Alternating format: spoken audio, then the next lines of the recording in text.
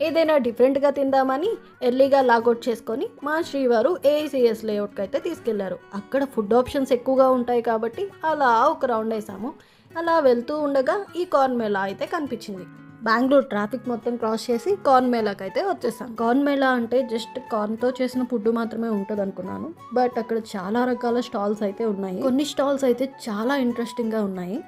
ఆ స్టాల్స్ అన్ని చూస్తూ చూస్తూ ముందుకెళ్ళేసరికి ఫుడ్ స్టాల్స్ అయితే వచ్చాయి. ఫస్ట్ నేను తిన్నదైతే మిర్చి బజ్జీ. నేను ఆంధ్ర అమ్మాయిని కాబట్టి ఫస్ట్ చూసిన వెంటనే నాకు బాగా కనెక్ట్ అయింది.